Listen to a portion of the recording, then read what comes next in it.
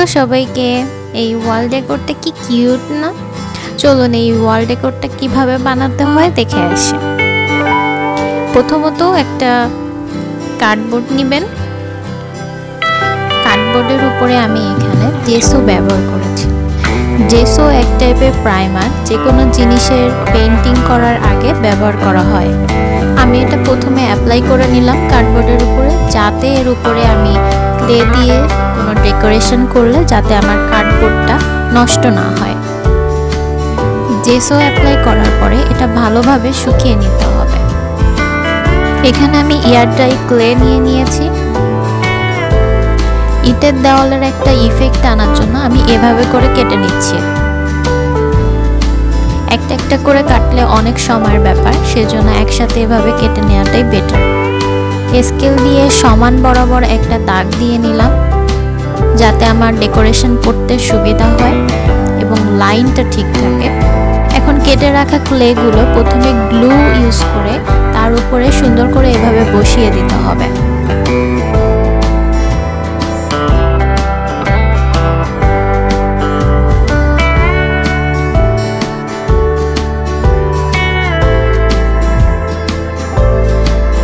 বসানো হয়ে গেলে এক্সট্রা অংশটা এভাবে কেটে নিতে হবে।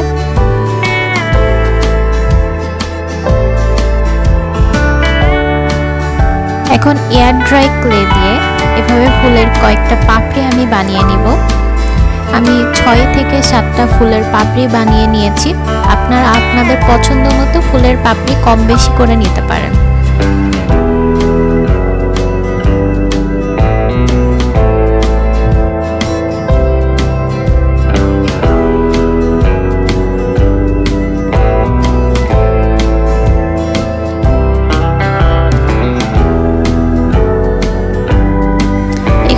প্রথমে গ্লু ব্যবহার করলাম, এরপরে আমি একটা একটা করে একটু হালকা হাত দিয়ে চাপ দিয়ে বসিয়ে দিচ্ছি, যাতে একটা 3D একটা ইফেক্ট আসে, একেবারে কার্ডবোর্ডের সাথে গায়ে লেগে না থাকে।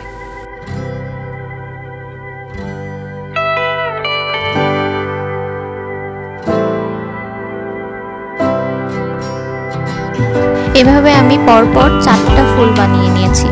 আপনারা এখানে কম বেশি ফুল আপনাদের পছন্দ মতো বানিয়ে নিতে পারেন।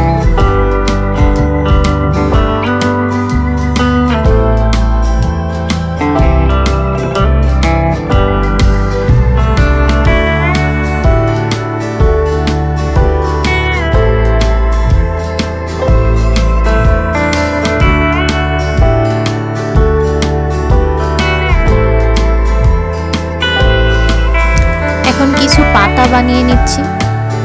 আমি এখানে 5 থেকে 6টা পাতা বানিয়ে নিয়েছি, ছোট বড় পছন্দ মতো।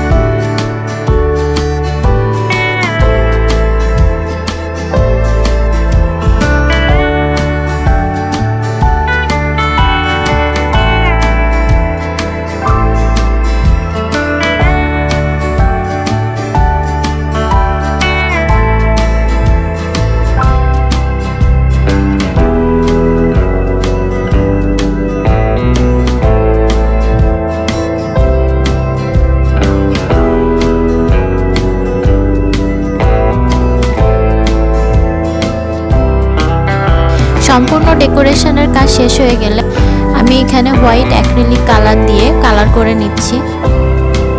এখানে একটা জিনিস অবশ্যই ভালো করে খেয়াল রাখবেন যে হোয়াইট অ্যাক্রিলিক কালারটা দেওয়ার পরে এটা ড্রাই হওয়ার পরে যদি আপনি পেইন্টিংয়ের কাজটা করেন তাহলে আপনি ভালো রেজাল্ট পাবেন।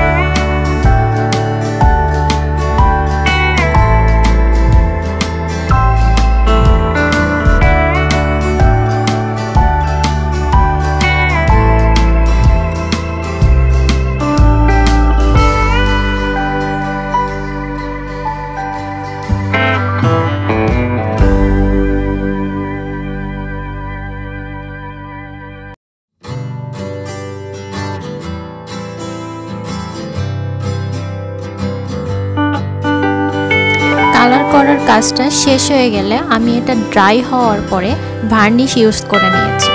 ভার্নিশটা মূলত এখানে একটা গ্লসি লুক দিবে। দেখুন তো এটা ফাইনাল আউটলুকটা কেমন।